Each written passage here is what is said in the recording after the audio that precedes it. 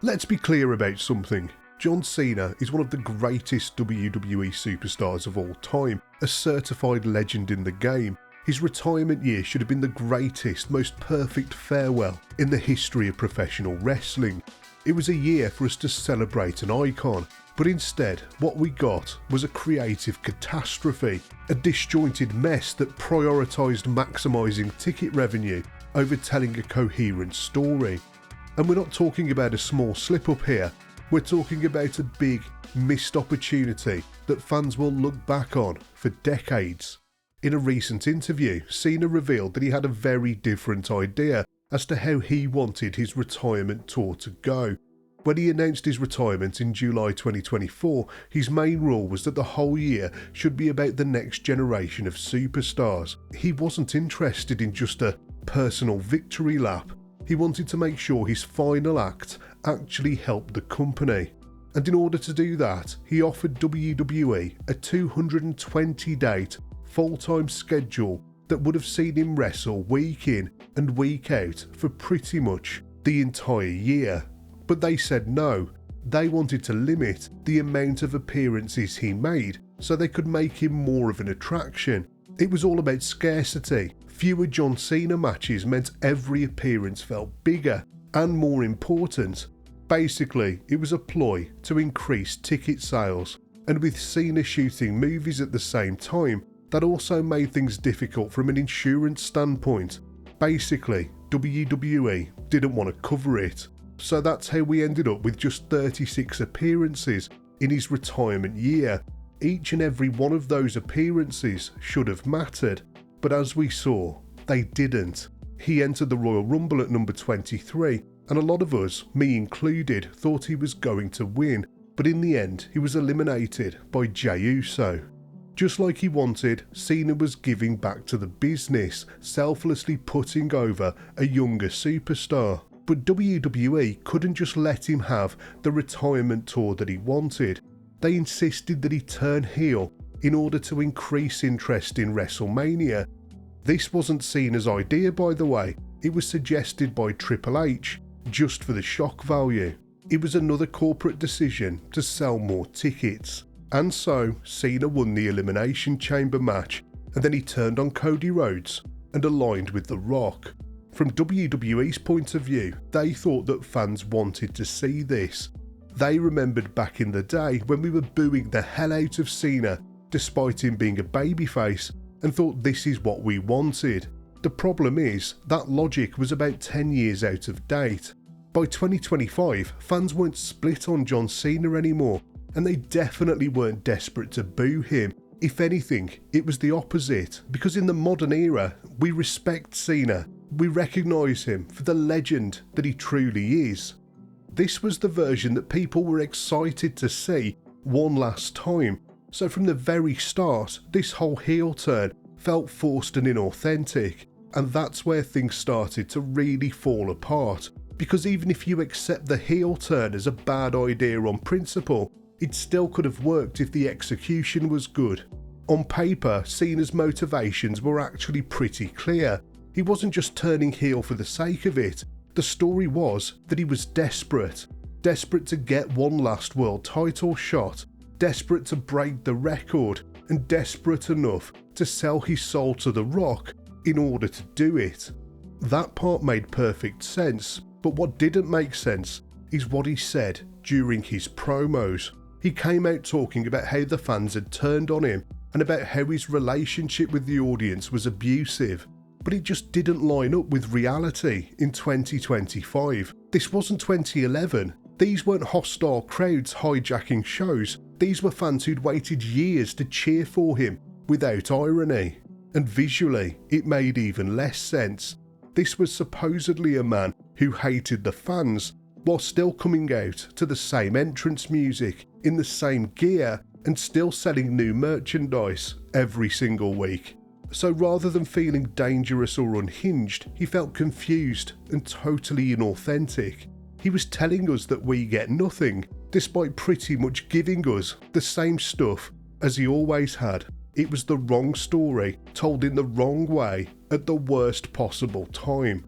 And then there was the whole confusing situation with The Rock. Dwayne just disappeared. Cena's own dad made this point in an interview that the storyline was essentially destroyed the moment The Rock vanished because there was no follow-up and no plan for what came next. The most interesting part of his heel turn was the moral compromise, the deal with the devil, but they completely abandoned it. And at WrestleMania, that was impossible to ignore. This was meant to be the payoff to the whole thing, Cena winning his 17th world title after selling his soul, but the mastermind of the entire story was nowhere to be seen. The heel turn lasted about 5 months in total, which amounted to about 20 television appearances before they decided to turn him back babyface. And it might have been forgivable if they'd done a good job of turning him back again, but they managed to make a mess of this too. Cena walked out, cut a promo, and effectively said, "I was wrong." After wasting 5 months of Cena's final time in the business, after him betraying Cody and abandoning everything he supposedly stood for, the whole thing ended with zero consequences. You watch that piece of trash Unreal show and there's about 10 people writing for WWE, and this is all they could come up with.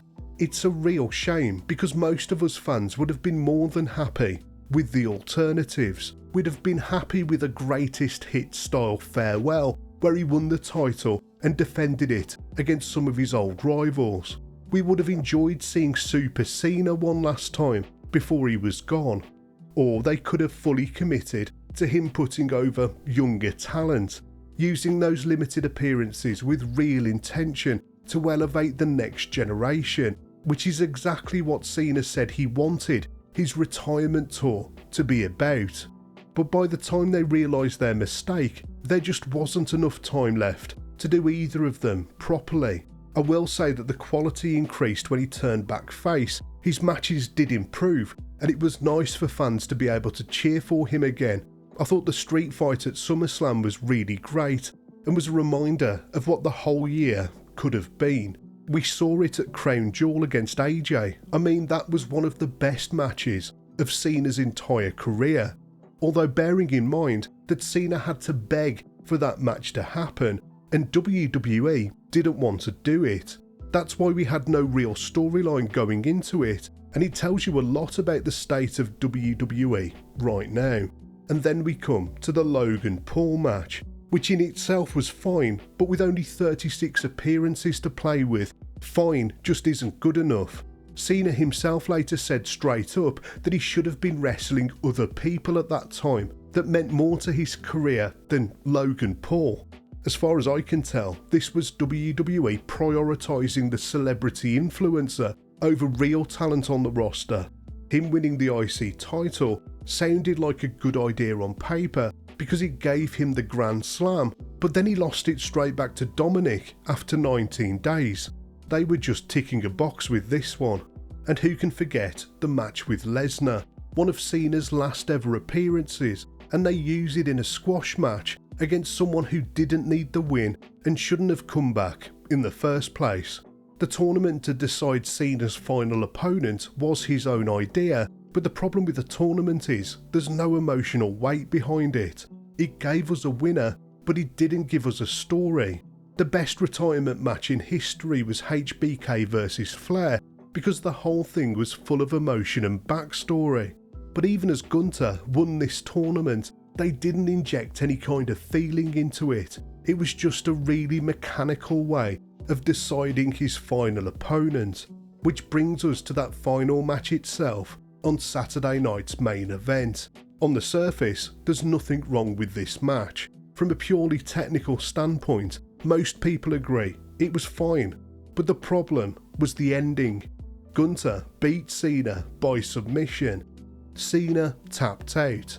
Don't get me wrong, it absolutely elevates Gunther. It gives him a permanent accolade as the man who retired John Cena. From a corporate, long-term booking perspective, it makes perfect sense, but from a fan's perspective, it was nonsense. Cena's entire career was built around one idea: never give up, and that smile that he had on his face was so damn cheesy.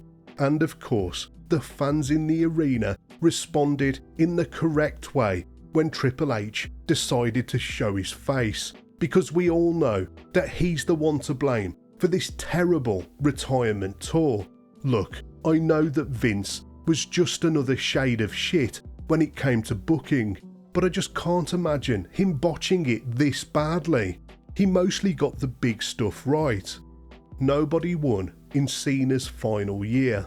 John didn't get the retirement tour that he wanted, we didn't get the send-off that we wanted to give him, and WWE proved that they can't be trusted with the moments that actually matter.